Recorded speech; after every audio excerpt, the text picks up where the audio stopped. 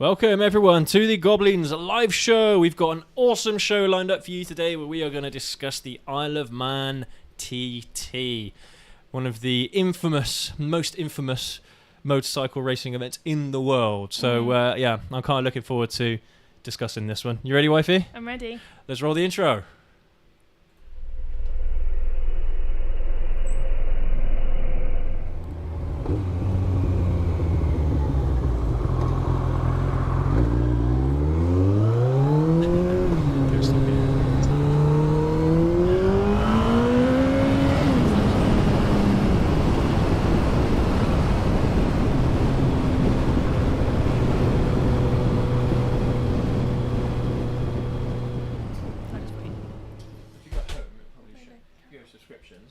Show you there. How are we doing, wifey? I'm melting a little bit today. Yeah, it's warm, very very warm.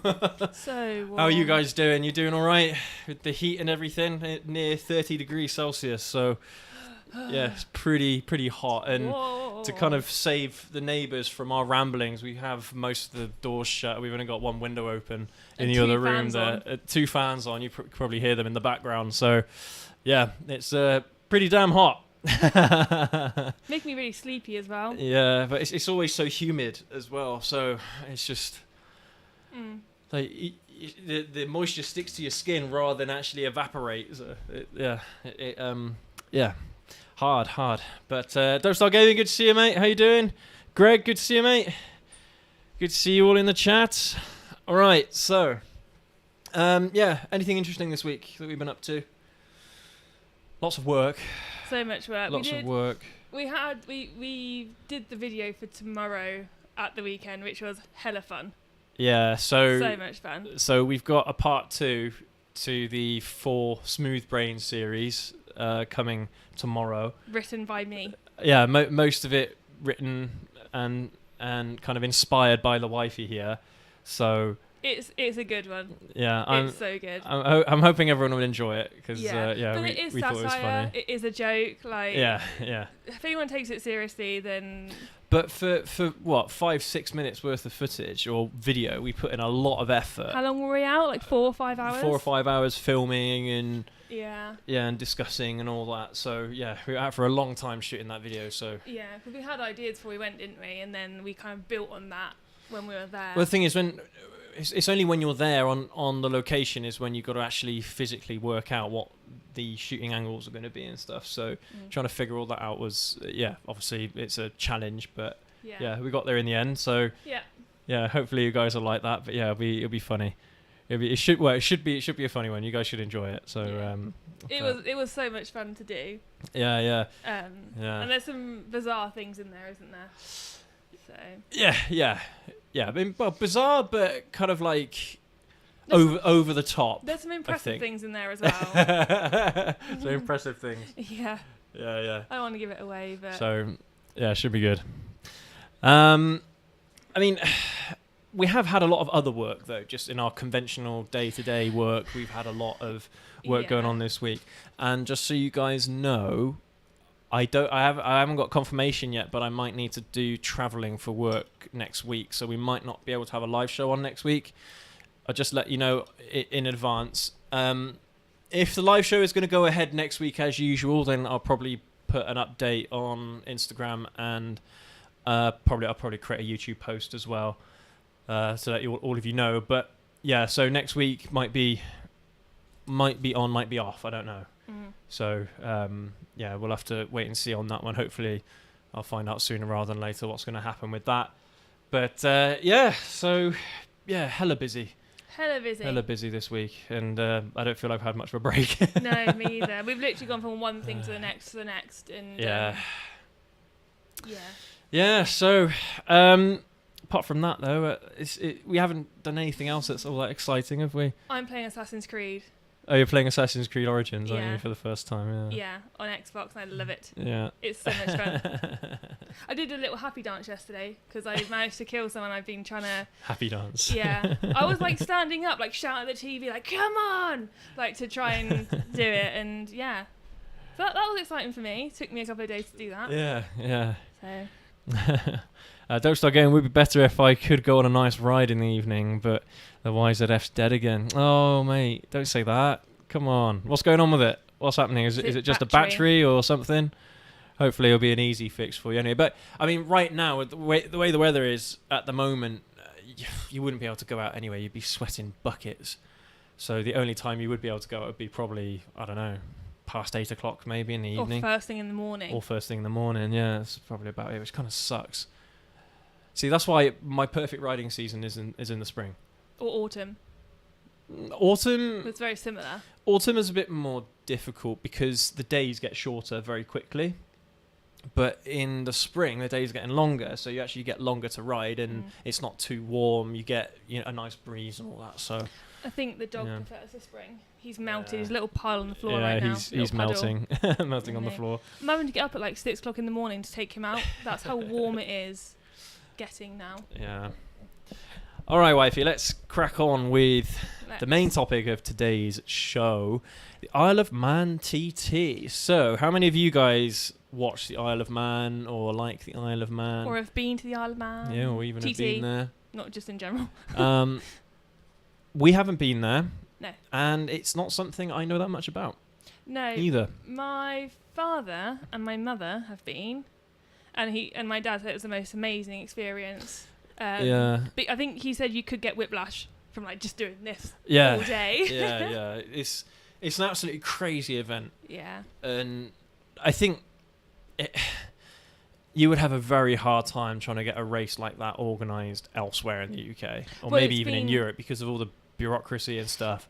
Yeah, well, it's been going since 1907. 1907. Although originally the first track that they used is not the one they use now. This is a much longer track. Yeah. This is like 38 miles or kilometres. I don't know. It's a pretty long track, but yeah. I mean, it is an experience. If you guys ever get the opportunity to go there, I mean, we want to go there as soon as we can. Hopefully, we'll be able to do like a vlog or something whilst we're there. But yeah. So for those who didn't know, the Isle of Man TT happened kind of over the course of last week and the week before. So end of May, early June. 29th is when of it May happened. to the 10th of June. Is it the same time every year? I wouldn't same have thought time so. of year. I think it's the same time of year, but not the same dates. Okay, all right. Let's have a look. So the races happen over 5 days. Is it 5 days or 10 days? I've just looked. I can't remember. They have some practice rounds, and then they have obviously all the different. Okay, all right, yeah. Different races. Yeah, that makes sense. So yeah, in 2019, which was the last one, it was 25th of May to the 7th of June. So it's that same. Okay.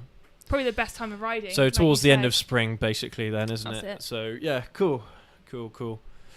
So Isle of Man TT is one of the oldest, one of the craziest motorcycle races in the world. It's one of those races that is kind of like, I suppose you could say it's a bit like Le Mans in a sense. But Le Mans obviously is a 24-hour race, so it's a little bit different. But the roads are very similar. The way how the track is laid out is going to be quite similar, because it's not a racetrack. It's a residential area. Yeah, it's street roads. Basically. It's just street roads that are blocked off. So it does say, I read earlier, that it has all the normal wear and tear, so potholes and. So they don't actually maintain the roads any more specially I than. don't think so. No, it's got all like the normal cambers and bumps and things that a road would have, because it's a residential area. Yeah. You know, whether they really do have potholes, I don't know, but. Yeah, I imagine that they do have some kind of maintenance going on the roads before the race starts. The amount that it costs to go there, and the amount of funding that they must have, they must be able to upkeep the roads somehow to reduce the risk. I mean, the thing about the Isle of Man TT that I think is absolutely amazing is that it's, you know how in most motorsports it's like it's the driver has to have a lot of skill, but it's actually more about the vehicle. You know, it's actually it's more about, you know, how much faster the car can go or the bike can go, rather than the skill of the rider.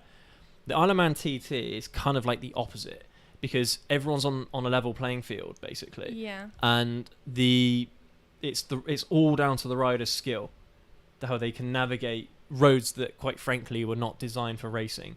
Yeah. So it's a very, very unique event in that really is in that regard. So what we're going to do, we're going to talk about the history of the TT, and I mean, first of all, we're going to react to some of the craziest moments over, I don't know, the last 10 years or the last 20 years or what have you. We're going to do a bit of a reaction to some of these, some of these crazy events that have gone on over the years on the TT. And then, we're just going to give you guys a bit of a rundown of what it is, really. Yeah, talk about that. And there's a few other articles that I found that are quite interesting around the moral side of it, like should we really be doing it, and really what it means, I guess. I mean, for me, the way I'd describe it was it's almost like rally racing, like that we would, if we, I don't even know what it's like, when you were younger and you had like a PS2 and it was like Colin McRae Racing, it's kind of like that, but bikes in my mind. Yeah, rally is very, very similar. In terms of format, I think, and it's time trial as well, which is the same as rally. So But anyway, let's have a look at the clip that we've got on YouTube, and we'll watch it together and we'll react to it together, shall we? We've not seen these. I've only seen the beginning of some of these, just so I can get an idea of what they're about. I've only seen the beginning of the first one to make sure it worked. So these are completely like first look for me. Yeah. All right. Let's have a look here. So you guys should be able to see this. All right, here we go.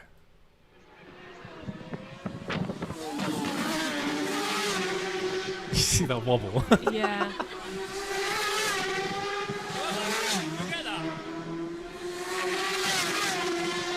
Honestly, the speeds that these guys are going at is ridiculous. And a lot of these roads are like 30-mile-an-hour roads.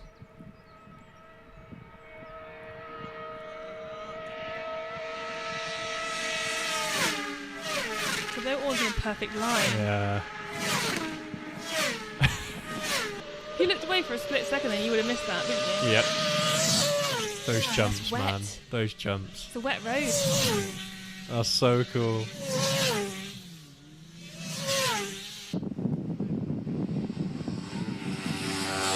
this a sidecar? No, that's not sidecar.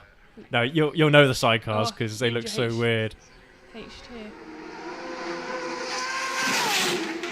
Just look at the roads that they're riding down. It's ridiculous. The control. You're going to see the guys there. Look. Yeah, they're getting whiplash. I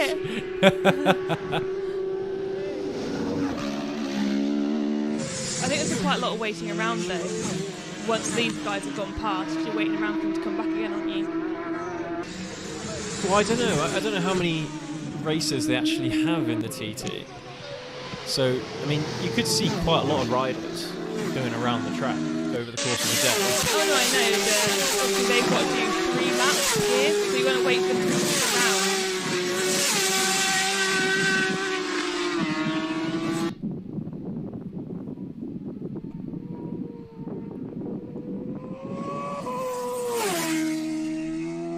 Do you know what? They should have a pillion class.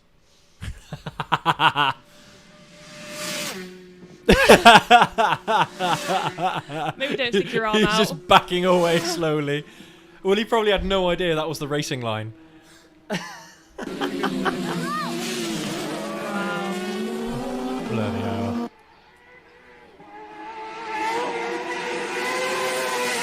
Wow, apparently it hit a max speed of 207 miles per hour then. Down the high street. Yeah. That's crazy.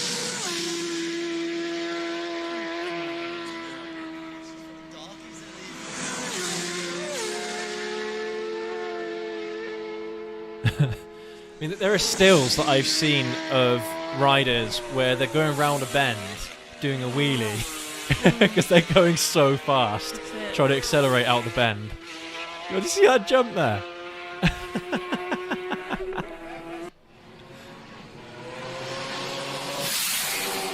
Bloody hell, gee, that supercharger.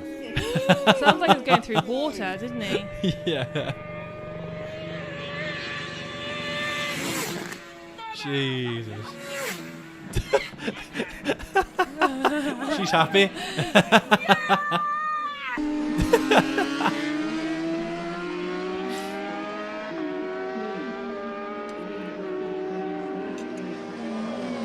Oh, he totally messed that up.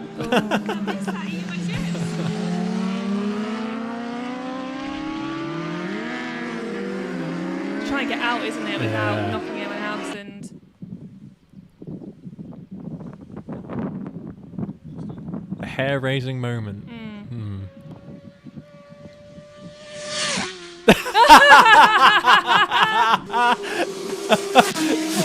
You guys catch that? You guys catch that? Oh my gosh. That was so funny.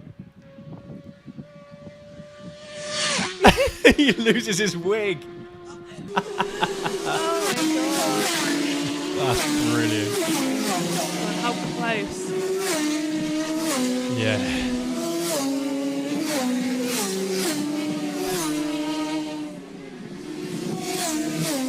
How long is this video? We'll watch a couple more and then we'll let you guys watch the rest of it if you want to.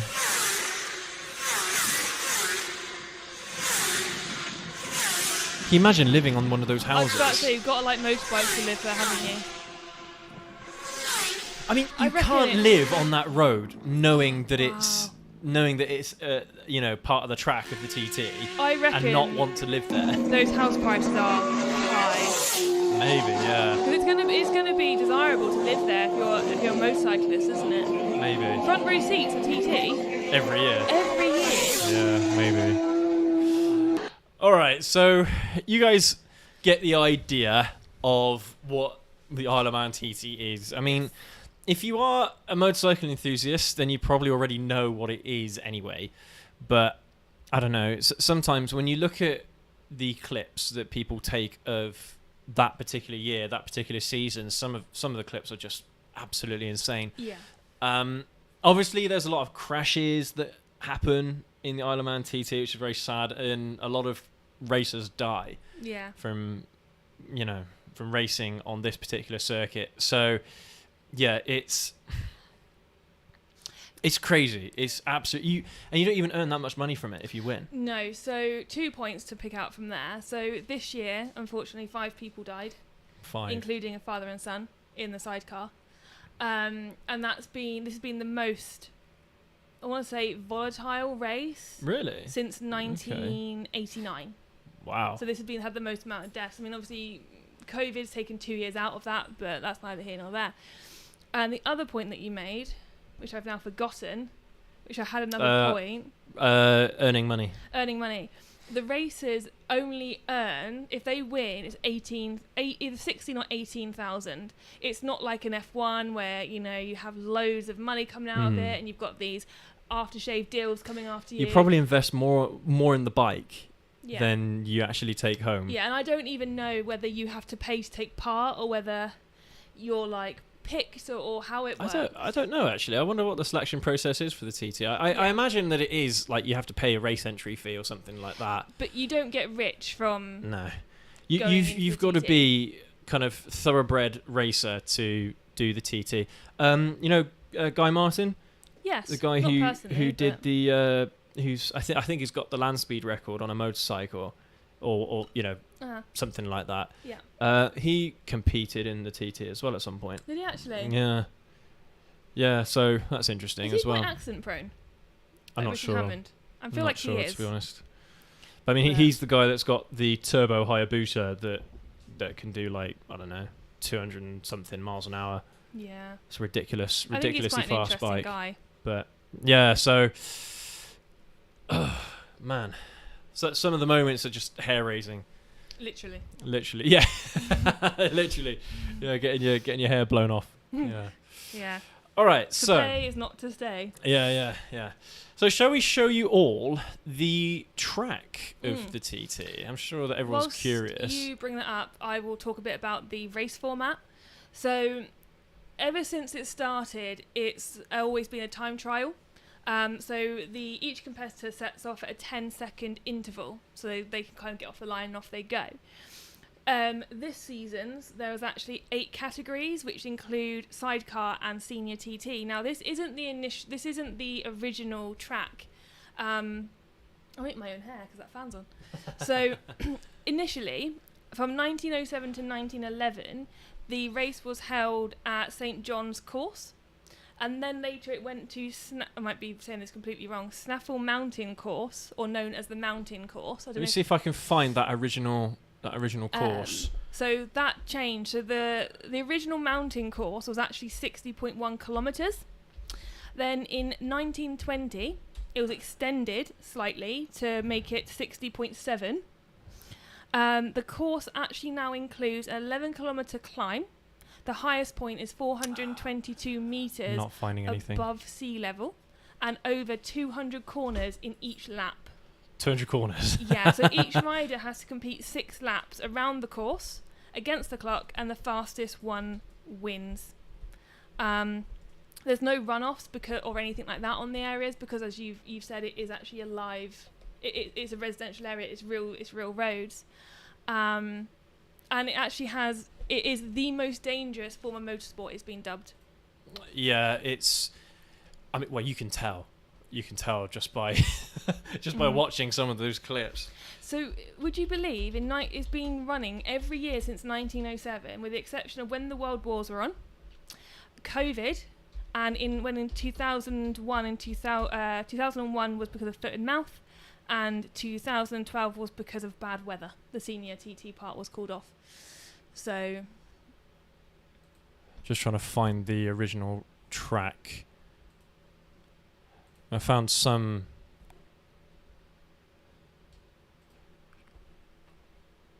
I can't actually read what that says, so I'm not sure if that is the original track or not. But it looks like it might have changed a few times. Yeah, it might have done. So I'm not sure, but yeah, it's. There we go. That's the most recent one, isn't it? That's the one. That's the 2017 track. So I'm assuming it's the same. But yeah, it's how many miles did you say? 30 odd miles. 60.7 kilometers. Okay, so about 40 miles then. 40, 50 miles. That's for a single lap. That is the entire. That's the lap. Entire lap. That's for one lap. Yeah. So the current record for doing one lap. How many minutes do you think that is? For one lap? Yeah, 60.7 kilometres. Watching what we've just seen there. How long would you say? Don't Google it. No, I'm not going to cheat. How long does anyone think, in fact, how long it would have taken? How many kilometres you say? 60.7.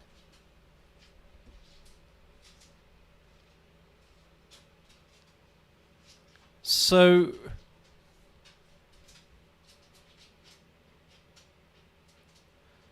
I'm trying to think what the average speed might be around the track. If the average speed is like, I don't know, 100 kilometers an hour or 60 kilometers an hour, then I might be able to work it out.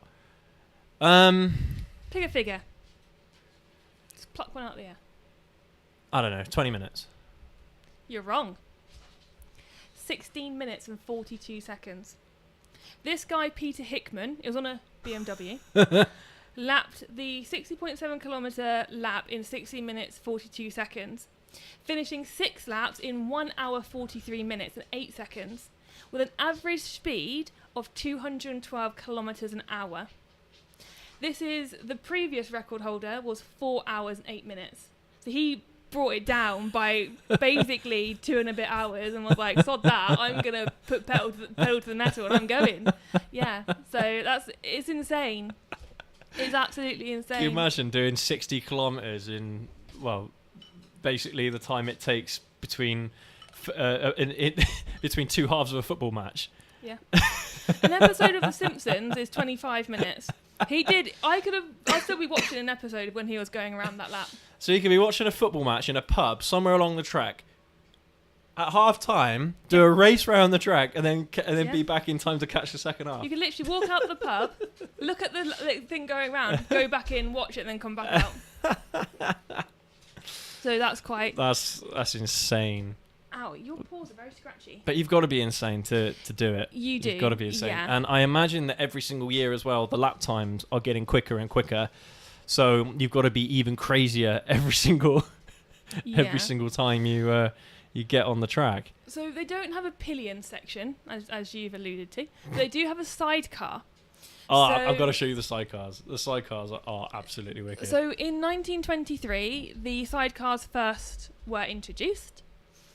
Apparently it was quite nerve-wracking because they would just see the passenger holding onto the side, like trying to counterbalance it at the speed round the corner. However, in 1926 it was dropped because there were no entries, like people just weren't wanting to join in. That is just insane. But then it was reintroduced in 1954 but it couldn't exceed more than 500 cc. And then in 1975 it went up to 1,000. But from the 90s, now it says later in 1990, stricter norms were brought in, where the motorcycle capacities were capped at up to 350cc for 2-stroke and up to 600cc for 4-stroke motorcycles. So it's really gone up and down. That's also interesting how they're allowing 2-strokes and 4-stroke motorcycles to run in the TT at the same time. That is very interesting. That's it. So quite interesting the way they've done that there. The sidecars are just... That is the same picture I've got on here, but they're actually on 2 wheels as opposed to all 3. Really? Yeah, look. The front end is lifted up. They're doing a wheelie, basically. So that's kind of the history and the format of the race now. I mean, the first person to ever win the TT completed it in... Okay, so the first person who ever won the TT was actually in a car. It was not motorbikes doing it, it was cars. Okay. And that was in 1904. So motorbikes didn't come until 1907. And it was on a Napier automobile. He did 5 laps in 7 hours and 26.5 minutes. The following year, he then won again in 6 hours and 6 minutes. Okay. So yeah, it didn't actually become a motorcycle sport for a few years after it was created, if you like. So, do they not have cars anymore? I think I think it's just motorbikes now. I wonder when they stopped cars. Because I think that would be really interesting as well to have if they don't have cars racing in the TT, if they brought that back as well. Yeah, I don't know. It doesn't well. say. It just says it became motorcycle started in 1907. Yeah. Would you like to know why the TT is a thing? Oh, go on then. So it in 1903 the Motor Car Act was actually introduced, and it restricted the speed limits in the UK to your favourite 20 miles an hour. Ah. So the Secretary of the Automobile Car Club of Britain and Ireland, that's a mouthful, St. Julian Ord, actually went to the authorities in the Isle of Man and said, I want some permission to race vehicles, and it was granted, and then the TT was actually born. But it's all because he was like, 20 miles an hour? Sorry. Absolutely fecking not. And yeah, so that's why the TT became a thing, because someone thought 20 miles an hour, not good enough. That's actually hilarious. Thought you'd like that. That is really funny.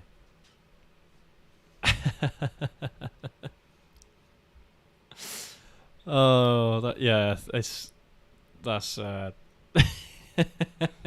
typical angry British person thing to do, isn't it? I bet he queued as well, just to really... I don't like the speed limit, so I want to go faster. So yeah. I'll just go to the council and say, I want to go faster around this road. Let me do it. And they were like, yeah, okay, fine. Yeah, okay, but you have to race. You have to race it. Yeah. I mean, some of the funniest clips on the TT is one.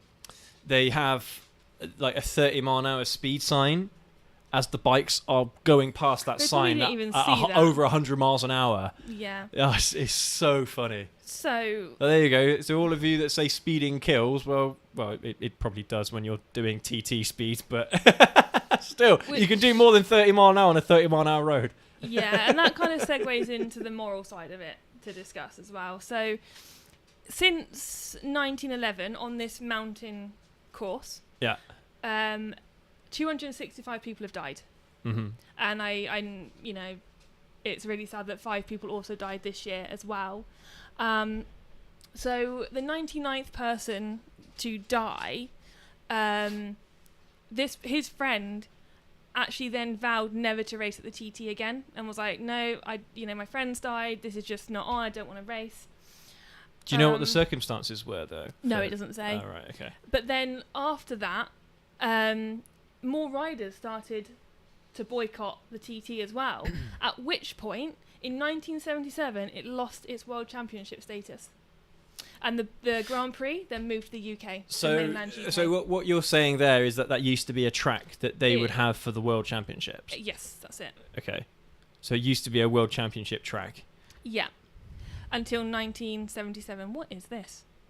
And then ever since then, it's been its own racing event. Yeah. And the Grand Prix, by all accounts, apparently used to be in the Isle of Man as well. But then it got moved from there to mainland UK. Yeah. So the way that they say it and the way that they've kind of condoned, I guess, what's happened is that everyone who is racing in the TT are doing it because they want to. They're not having to defend a title or trying to win a championship. They're there because they love the sport. Because they love the sport, yeah. They're not there because they have to be there. Yeah. So yeah, it's not part of a structured event where, you've got a load and load of different racetracks. Most of them are safe, and then you've got one or two that are really dangerous. It's not like that at all. Because otherwise, I suppose it makes sense, because if you did have a World Superbike Championship on a track, or one event on a track that was considered dangerous, then racers would boycott it. Yeah. So I suppose that it does make sense from that standpoint. From the event has basically turned round and said, ultimately, the TT can be seen as a basic human right to be free to choose what you want to do with your own body. Nobody racing the TT is a jumped-up nutter with a death wish. The risks have always been laid bare, yet riders keep coming back, and new ones still want to test themselves at the event. Yeah, so it's not putting people off. But I mean, it's no. But when you so you think about like how dangerous a racetrack is. Yeah. How much more or less dangerous is that track compared to an official track? People die in racetracks a lot. At least coming up to the 2000s anyway, especially in like Formula 1 and that. It's like you're reading my mind. So when I was a kid, something I used to do with my dad was, my dad would put on the Grand Prix every weekend, and he'd leave it running, and you'd hear him go, "Oh my God," or whatever, because someone had crashed, and I'd run in, and you'd see these crashes. And sometimes you just know that these people weren't getting out of that car. Like, they were gone. It's funny. I remember Mark Webber. I don't know when he retired, but Mark Webber, he was an Australian Formula 1 race driver. And he got in a crash where the car took off. Literally, it took off. He was going so fast that somehow, I don't know, the wind got underneath the car. And it like all the wings and stuff that it's got for downforce, basically did the opposite effect, and then he flew straight up and then landed backwards, I think, or something crazy. He survived. He survived, and a lot of that is because of racers like Ayrton Senna, who died again because of a crash.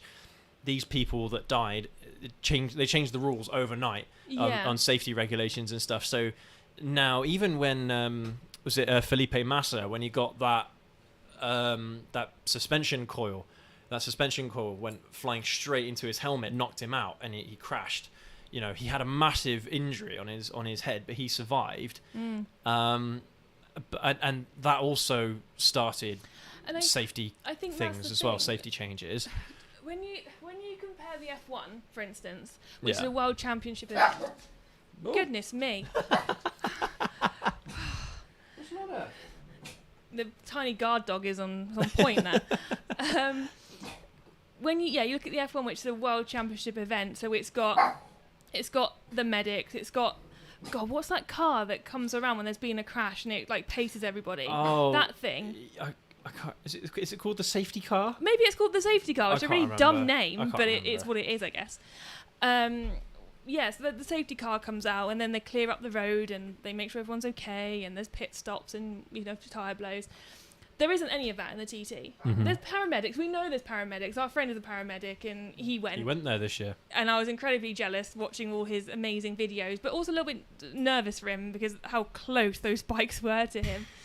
And I think that's people don't people don't have such a problem with the F1 because, like you say, if there's an issue, it's changed overnight or by the next season it is changed. But there's none of that similar regulation, I guess, within the TT, and I think that's why people. But my point was that racing of any kind is dangerous. Of course, yeah. Playing sport of any kind is dangerous. You know, people can get severely injured or die as a result of playing sport. How many footballers have died because of head injuries? How many American football players die before they're 50 because of all the impacts they've had throughout their careers? Ice hockey players. As far as I'm concerned, the Isle of Man TT is no different to any other sporting event. Or boxing. Boxing, a perfect example. You get punched in the head for a living. Oh, okay, right. So apparently the Isle of Man TT shouldn't be done because of the danger to life, but boxing's all right, is it? But because it's on motorbikes and they've got that prerequisite of being dangerous and they're death traps. But I'm not being funny. F1 cars are built for the track, right? Certain bikes are built for the track, and they're built with the track in mind. To be fair, you could argue that more motorcycles are designed for track use than most cars are. Yeah. So, when you look at the shape, even like touring bikes, you look at the shape of a touring bike. There was a video that was done on, was it Revzilla? I can't remember. There was a video done recently, and they basically did sport bikes versus touring bikes around a racetrack. And basically, so the sport bike won in, top speed and all that.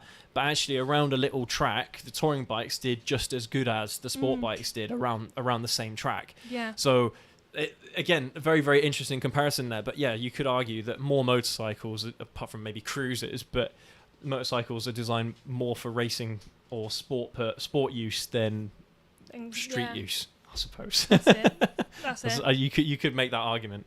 And you've got companies who are, when they make these bikes, they make both street bikes and track bikes. Yeah, but so do a lot of car manufacturers, though, as well. Well, but they simply don't design cars like as if people are going to race everywhere. No. Whereas, because the thing is about motorcycles, they're not like they're supposed to be fun. Yeah. They're supposed to be enjoyable machines. They're supposed to be something that you can, instead of getting in your car and going somewhere, you think to yourself, I'm going to treat myself. I'm going to take my bike out. That's the kind of attitude that you should have. And so I think that's why a lot of the time motorcycles aren't designed to be necessarily all that comfortable when they could have been, but they're designed for just pure fun factor. Yeah. And to be fair, Dope Style Gaming does make a very good point and actually puts it exactly the way that we're trying to say it, is that everyone who races or, in any sport, in any motorsport, will know exactly what they're getting themselves into. Absolutely. They're not the first people to have got on the track and gone. No, of course not. There is that prerequisite. There is that history there. So they have chosen to be involved, they've seen what happens. To me, it makes no difference. If you are an athlete, if you're a sports person, regardless of the sport, and you understand the risks associated with competing in that sport, and you decide to compete anyway, that is your choice. You should be allowed to do that. As far as we know, they sign a waiver to say that if I die, I'm not gonna.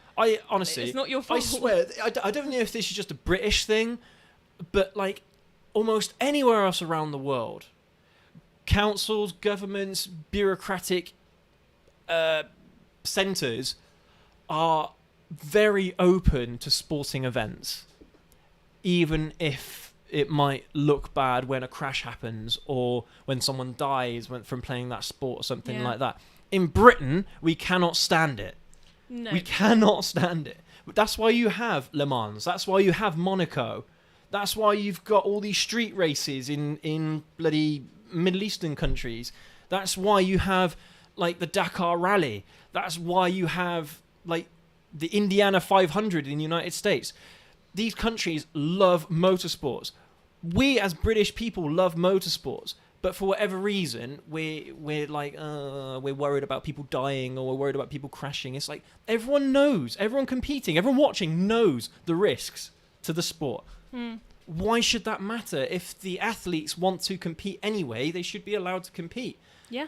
But I don't know what it is about Britain in particular, but we seem to be so harsh with our safety regulations, with our this, that, and the other, all because we're worried about people dying, doing something they love, which I think you'll find if you interview any athlete in any sport, if you said, would you die for your sport, they would say yes, every time. So, just to add to the safety side of it, apparently safety is always improving on the Isle of Man. No wet riding is allowed for the last 20 years now. No wet riding? Yeah. For what, sorry? For the TT? Yeah. Yeah. Newcomers have to go through extensive education, and starting numbers have been reduced for 2022 to get rid of back markers.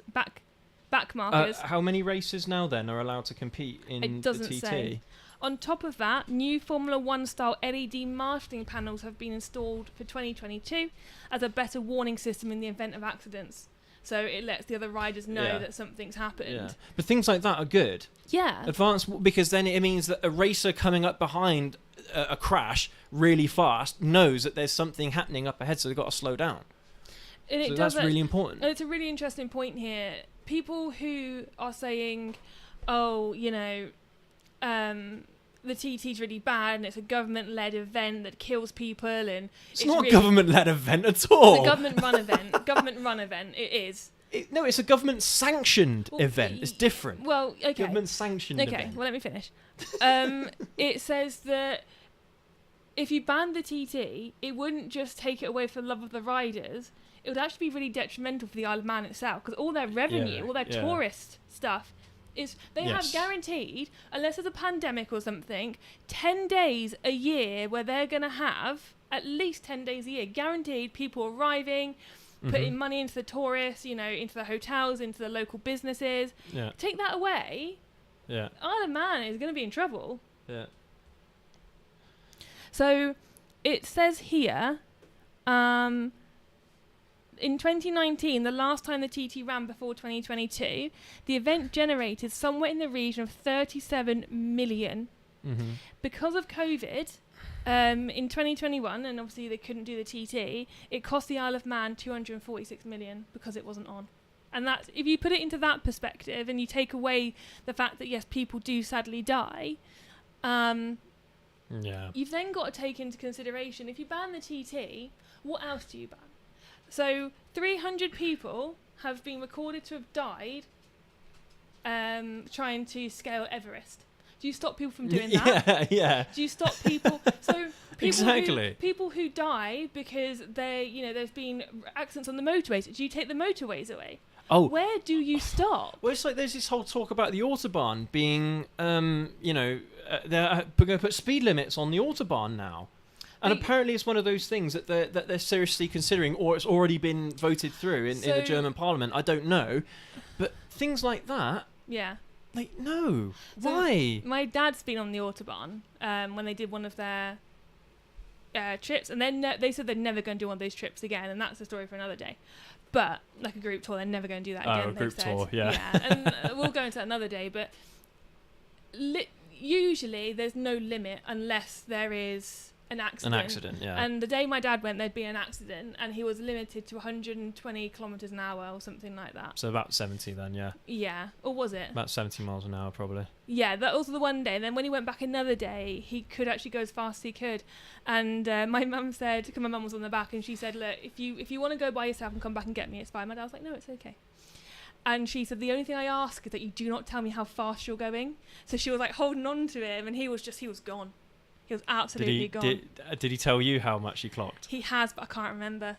It's got to be like 130, 140 probably on his bike. A lot of fun. Yeah. And I think he ate a lot of flies. Yeah. I mean, you see that a lot in America, where you get a lot of people that will cross the border into Mexico just to see how fast they can take a certain vehicle. Yeah. You see a lot of that. Like why? Why make us go all the way to Germany? Why make us go all the way to Mexico to just stretch our legs a bit? Okay, fine. Yeah, it's dangerous. We know it's dangerous. That's not going to change anything, but we want to do it. If people want to do it, as far as I'm concerned, they should be allowed to do it. Yeah. You know? I mean, fine. Yeah, you're going to run the risk of fatalities and stuff. You run the risk of fatalities in everything in everyday life. You could ride a bloody bicycle and you could die from riding a bicycle. So, you know, it makes no difference really to me. It's but like there's this whole taboo around speed and there's and safety, and it's like, come on, it's like you want to do it. pedestrians get hit by a car and they die. So what they're going to do is stop you from walking anywhere. Right. Okay. Let me tell you this. Right. If I just because you guys watch the videos, okay, you see how I ride around. I don't ride around slow, right? What I do, if I buried myself in a bush, going 120 miles an hour around a bend that I shouldn't be going 120 miles an hour in, guess what? I wouldn't blame the roads because we're allowed to do it. I would have blamed myself because I was going too fast. Yeah. Why are you taking that responsibility away from me? You know?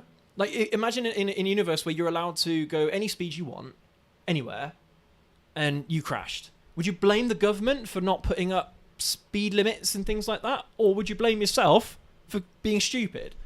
Depends the sort of person you are. I blame myself for being stupid. I'd be like, right, well, I'm not going to do that next time. I might go bloody 120 mile an hour around that bend. But those utter Karens will be like, why didn't you put... Yeah. Those Karens and Keiths. I know that there's the whole thing about, impacts, people getting impacted and stuff at 30 or less than 30 or more than 30, they're more than likely to die. Right, I get that. But I'm talking about like motorways. I'm talking about country roads where you don't expect children to be, you know? Like, why do they have to have speed limits? They could have speed advisors, speed advisory signs, but they wouldn't have to enforce them.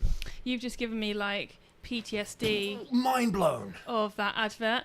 Hit me at 20. 30. Yeah. I've got a 90% chance of surviving. Hit me at 50. I've got a 10%. And then she's like, oh my God, that thing gave me the creeps. It's horrific. But I totally get that. In residential estates and in city environments, yeah, fine. Enforce all the rules you want. But, on roads where they're free going, you don't have to worry about traffic so much. You don't have to worry about this, that, and the other so much. Let us have the choice. Let us have the freedom of choice to ride and drive the way how we want to. I don't know. That could be an extreme view. I don't know. But the amount of times you guys are all bikers, you all know how it is, right? You go on a country road, you want to have a bit of fun. You want to push the bike a little bit. You want to twist the throttle a little bit more than you probably should because you want to experience it. You want to have a bit of fun. Well, I'm sorry. Speed limits, highway code say, no, you can't do that. You're not allowed to have fun on your motorcycle. And that's what I don't like. I mean, if someone could come up with a compelling argument to why we need enforced speed limits on motorways, country roads, let me know. I'm totally open to being proven wrong as always, but it's just from a rider's perspective, just from my own experiences. People should be able to drive and ride the way they want on certain roads where, let's be honest, you want to have a bit of fun on them, in my opinion, humble opinion. Yes. Before, just a side note, before we finish the show today, can I go through the really amazing article that I found? Oh yeah, of course. About before you do, we'll go through the chat because we've got quite a lot of chat entries here that sorry guys, we've just been ignoring. We've been ranting. Yeah, sorry about that. Lone Wolf UK, good to see you, mate. Mark, good to see you. Fidelity, good to see you. 125 guy. 125 guy, good to see you. Right, so Fidelity, speeding doesn't kill anyone, suddenly becoming stationary does. Apparently that's a Jeremy Clarkson quote. You can imagine him saying that too, can't you? Yeah, I mean, it's interesting, isn't it? Because you've got both extremes. So you've got people that are going stupidly fast. Obviously, they're going to get themselves killed. But then you've got the people going stupidly slow. And this happened to my mum. About 10 years ago, she was driving her normal routes to work, 50-mile-an-hour roads to work, and someone, without any reason in front, stopped suddenly, and she crashed right into the back of the car. And from her perspective, okay, fine. The insurance company said, well, you were driving too close. Okay, maybe. But you're not expecting someone to stop when there's nothing there. Nothing. They just stopped. They didn't even know why they stopped. What do you think's more dangerous? Someone that's actually going down that road, speeding down that road, or someone that is going to stop for no reason? Yeah. I'm sorry, but there's no excuse for that. Have you seen that video of the woman on the motorway who got pulled over because she was in her Mini doing 20 miles an hour? Oh, yeah. I see that a lot though. Whenever I'm doing motorway journeys, I always see people on the inside doing 40 miles an hour, 30 miles an hour. I'm not the most confident motorway driver, am I? But at least I stick to the speed limit. It's not about 60 or 70. It's not about sticking to the speed limit. It's about anticipating the speeds that everyone else is doing on the road, so everyone anticipates what speed you're doing. You know, if everyone else around you is doing 70, 80 miles an hour and you're there doing 30, well, you're probably going to cause a crash. Yeah. Because no one's expecting you to be doing that speed. It's true. Oh, I don't know. But anyway, right, let's have a look here. You and your rants. Me and my rants. Oh no, I broke my surface. Lone Wolf UK, Fidelity, you're right. Jezza is a good lad, but Hamster is a driving god. I don't know about that. He keeps crashing. Oh, Fidelity says that later on, yeah. He crashes a lot. Dopestar Gaming, as genuinely sad as it is, every racer would have known about the potential dangers of such a race and willingly chosen to participate in the activity they love. Oh, we mentioned that earlier, didn't we, actually, about that comment that you made? Yeah, so that's exactly my point. But the next comment is just as true. Dopestar Gaming, I will say that no matter how fast they're going, it's still safer than speeding on mainland UK roads.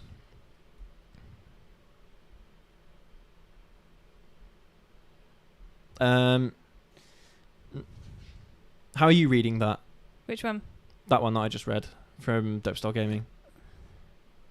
It's still safer speeding on. It's still safer than speeding on mid. Yeah. Yeah, not quite sure what that one means, mate. If you it's safer to you could elaborate. Do the TT, I think, and speed there in controlled environments than it is on a mainland road. I believe that's what. I suppose that's means. absolutely right, because it's like you said, it's a controlled environment. Yeah. I mean, when you're riding anywhere where there's other traffic around, there's always that unknown variable, isn't there? Party ring confetti. Oops. That's gone in your glass. Never mind. Brilliant. Never mind. Lone Wolf UK, he does. This is probably about Richard Hammond. He does, but he knows how to crash in style. I just feel sorry for Mindy having to watch him go through all these crashes. Again, though, Richard Hammond, I'm sure all three of them will be willing to risk their lives to for the love of their job and the love of their careers. Look at it was the last time. Sorry, go on. Sorry, I had something in my brain. Sorry, I just don't want to forget it. Just keep thinking about it. Okay. Pretend you're listening to me. Go. The Top Gear special in America, where they did all those things and then they got chased by people with guns. Like, they knew the risk of what they were doing. Yeah, well, that was for entertainment purposes. I know, but even when they went to Argentina, like, they knew what was happening, and that was a dangerous situation. Argentina, there's a bit of a there. I don't know but about you know that. What I mean? But no. In kind of like more in line with what Lone Wolf was saying, or what Dopestar Game was saying, that. But I believe the last time that they did a drive in the Bugatti Chiron, they rode around. I can't remember what the track is. A very famous track. Can't remember what the name is. And the Bugatti Chiron, see how fast they could go. It was James May that did it. It wasn't Jeremy Clarkson. It wasn't Richard Hammond. It was James May that did it.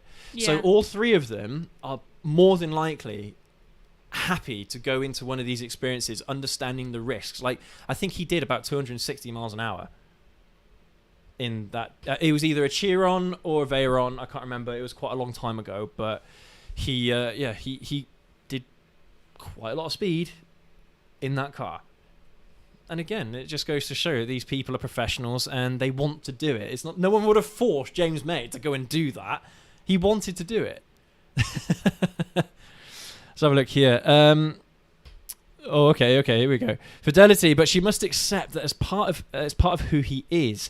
H&S have been great at keeping people alive and able to work, but how many people have truly lived? Hamster is certainly one of them.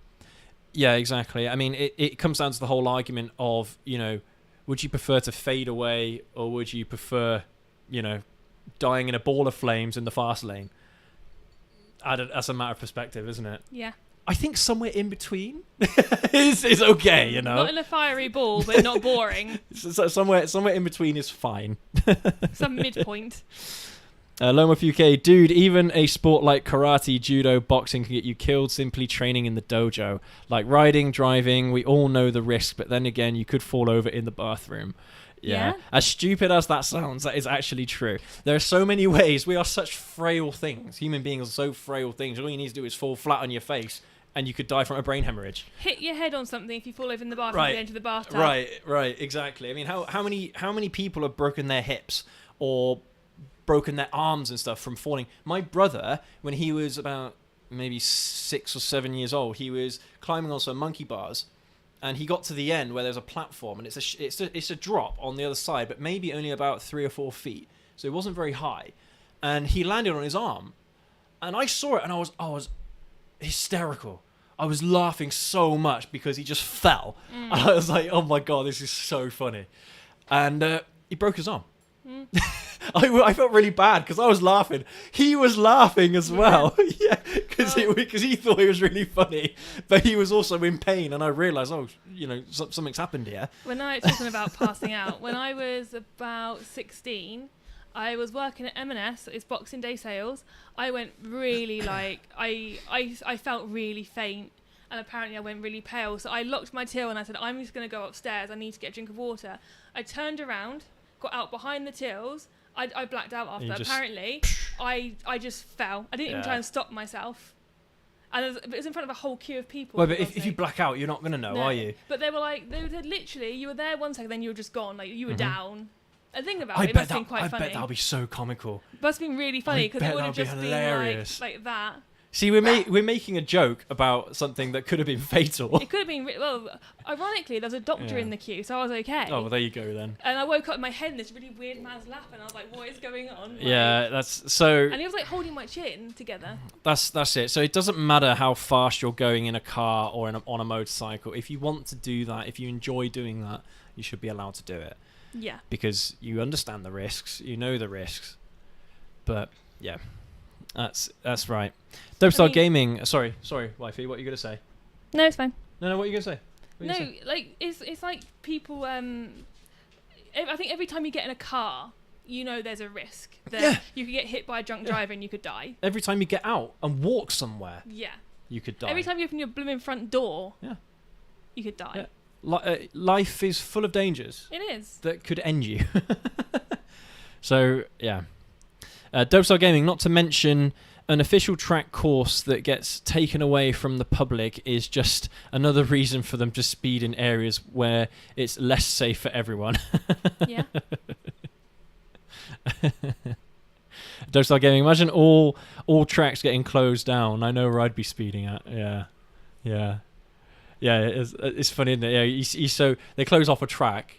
You see these guys on the TT racing down, 100 mile an hour on a 30 mile an hour High road. Street. And then they think, hang on, I'll have a go. Yeah. I'll have a go at that. Yeah. Fidelity. So I live in South Wales. There are so many amazing roads that could be enjoyed reasonably. See, that's what I'm talking about. I'm not saying about going 150 mile an hour everywhere. I'm talking about enjoying yourself within reason.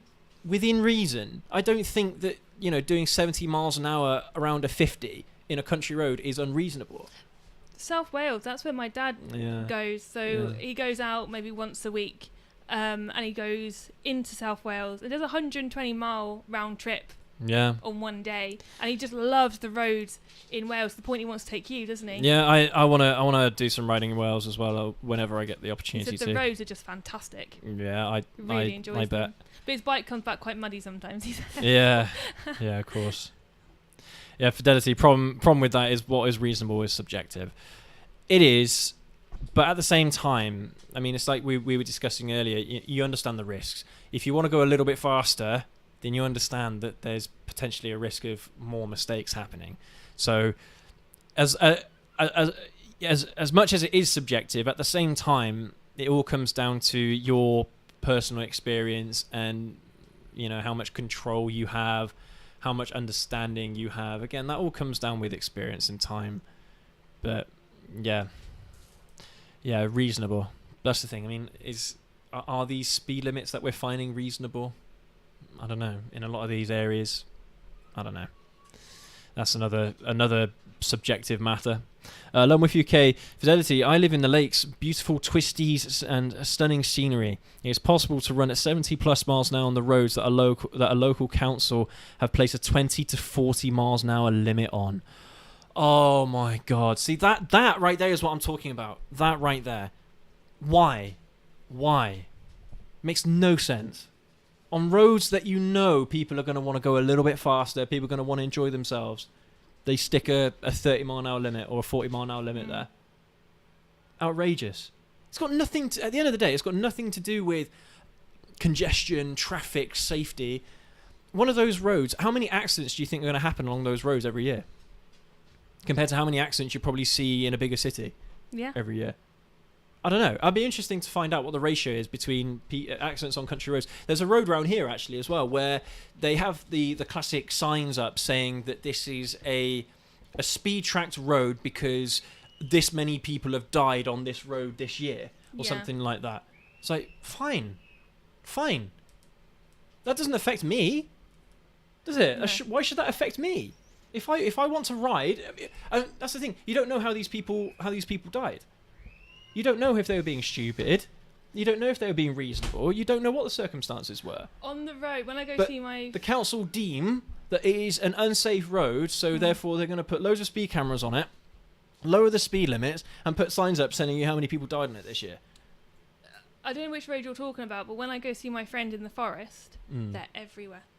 There's a speed camera, then there's a sign saying X amount of people have died, and then it's like 200 meters there's a speed camera, and then another sign. And I'm like, I got it the last time that it's a dangerous road. Like, I've got that. Yeah, no, the road I was talking about is Ledbury Way. Oh yeah.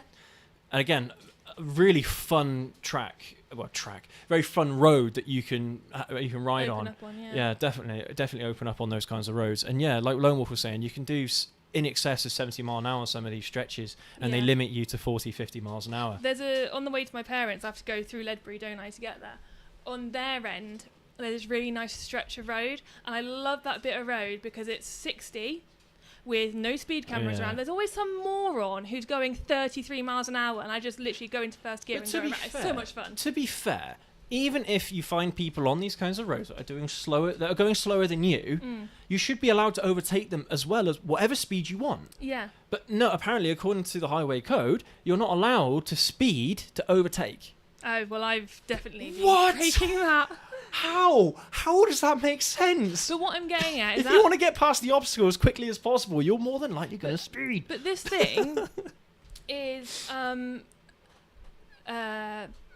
it's such a straight road that it's, even if there's nothing in front of me, I will just put my foot down because it's so, and have the windows open. It's so much fun. It's so fun. It's enjoyable. Yeah. That's it's part of the reason I like going to my parents, because I love the It's almost like, what's the point in getting a motorcycle to begin with if you can't enjoy it? What's the point? There isn't a point. If you can't enjoy it, there's no point in getting one. I mean, that's what we do, isn't it? We knowingly speed around because that's how we enjoy ourselves as motorcyclists. That's how we enjoy our rides. But we take the risk knowing that we're probably going to get caught at some point speeding. Yeah. So, God knows how many times I've been nearly caught speeding. Well, I've caught it a few times on the videos.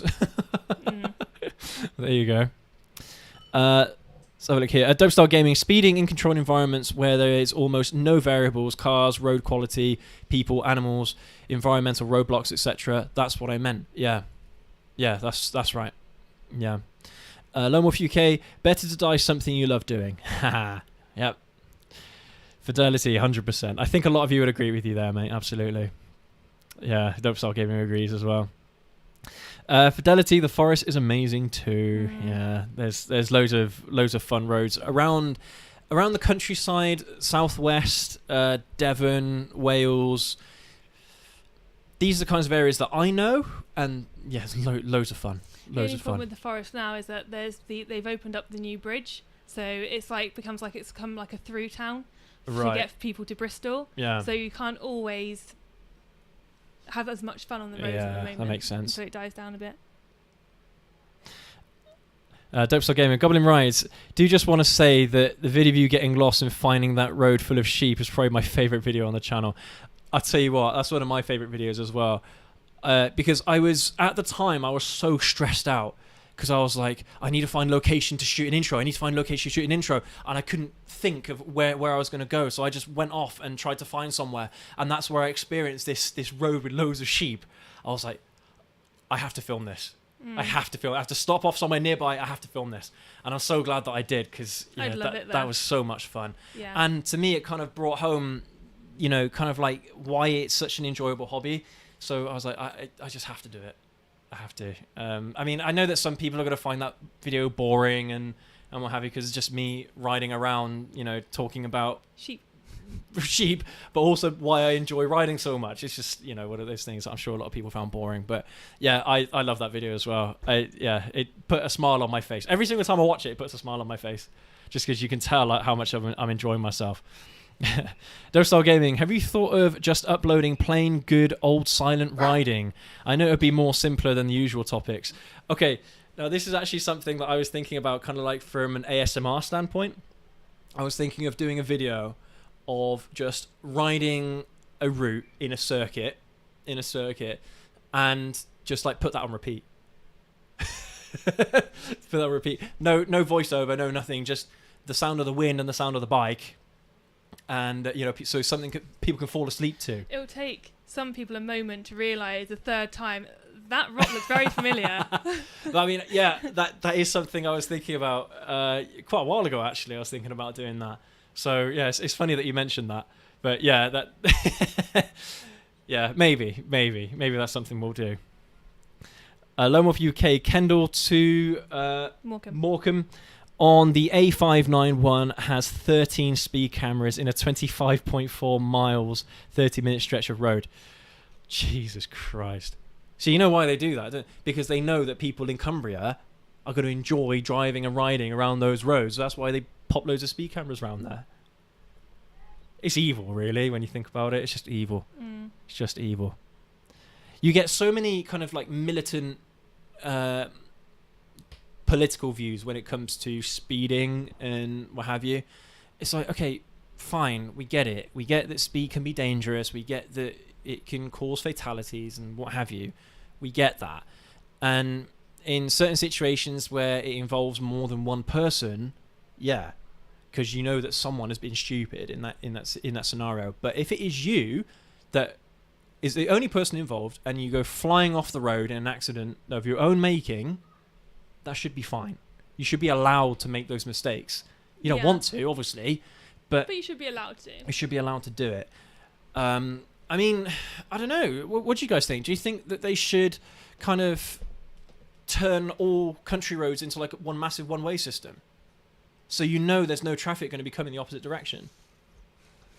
It might make it a bit difficult for tractors and stuff. Well, yeah, I suppose so. But I mean, maybe there can be certain routes where they could make just like giant one-way systems where they have no speed limits, no speed cameras, whatever. People can just have a bit of fun, and you don't have to worry about other variables like Dopestyle Gaming was saying earlier. Things like road quality is going to be an issue. Animals are also potentially going to be an issue. But at least pheasants. But at least you won't have to worry about other cars and other traffic around you. You can just enjoy yourself. And I don't know. That's probably a pie in the sky idea that will never happen. But it's just we can dream. We can dream. Exactly. Yeah. Fidelity, as my riding instructor said, it's not speeding; it's making progress. So, yeah. I mean, this is the kind of argument that I like to make a lot. Is that speed isn't necessarily the variable that gets people killed. It's the experience level that people have. So if you have someone that has been riding for, say, 6 months and they try riding at 100 miles an hour, even on roads that they know, they're more than likely going to end up in a crash just because they won't know how to react in a certain situation. Whereas someone who has been riding for probably 20 years, even 10 years, is probably going to know a lot more about how to control their motorcycle. It's the whole that Dunning-Kruger effect, isn't it? Where you start doing something, and within a few months you think you're amazing, but actually that is your worst point. That's your most vulnerable point. And then something happens, and then you realise how bad you actually are at said thing, And then so your confidence level drops massively. But then as you get more experience doing it, your confidence level starts to go back up again. And that is when the risk of something bad happening to you doing said thing is minimal. So, I mean, the thing is, it's not like as if we're all going to be world superbike racers or something, you know? It's not like we're all trying to push our bikes. We're not trying to race, trying to win a race. It's not like that. So I don't know. This might be naive of me to say this, but I don't think that most people are going to be riding around their motorcycles as if they're on a racetrack thinking they have a time to beat. Most people are just going to ride maybe a little bit over the speed limit, 10, 20 miles an hour over the speed limit in most cases, maybe a bit more on straight roads, just to have a bit of fun, just to enjoy themselves. I don't.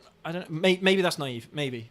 I don't know. But I know that I wouldn't personally. I know my limits. I know where I can control the bike, where I can't control the bike. But again, that's over 10 years of riding. So and even then, you make mistakes. Everyone makes mistakes. But a lot of the time, the mistakes that I make aren't because I'm speeding, funnily enough. Or if I am going a little bit too fast, I can control it. I'm able to, dial it back a bit or something, something kind of goes a little bit skew-if or what have you. Along with UK at Goblin Rise, what speed limit is the road with the road where the birdhouse is? It looks like you could get through 70 plus miles an hour easy. I saw you actually put off giving it a squirt down there. That's a little village. It's a 30-mile-an-hour road, but in between, there's two villages. In between the two villages, it's national speed limit, so 60 miles an hour. But you could easily get 100 miles an hour down there, easily. I mean, the problem is with that road in particular is that it's not smooth. There's a lot of bumps and stuff, so I wouldn't feel confident going too fast down that road. But yeah, you can go pretty quickly down there. But I think. Because that house is the first house when you enter this little village coming from the other direction. So I think obviously this person has put that there because they know that people speed down there all the time. So I like to be quite respectful a lot of the times. If I'm going down a little village and there are people that just want peace and quiet and stuff, I don't like to take the mick. I do like to, take it easy. And then if there is an open stretch of road where there are no houses, no cars or what have you, that's when I let it go a little bit. But yeah, because I mean, you know how it's like. You don't want, if you live on an estate, you don't want people speeding down that estate, do you? That's not really what you want. You don't want people barreling down 50, 60 mile an hour somewhere where they should probably only be doing 30. But on roads on the open road, there shouldn't be any problems with anyone doing that, as far as I'm concerned. Because who's it affecting? If you get into a crash with another person, fine, that's affecting them. But if you crash yourself, well, it's not affecting anyone apart from you. So who cares, right? But yeah, so it's it's a nice, easy little route there. But yeah, there are some roads around where you can do pretty crazy speeds without any issue whatsoever.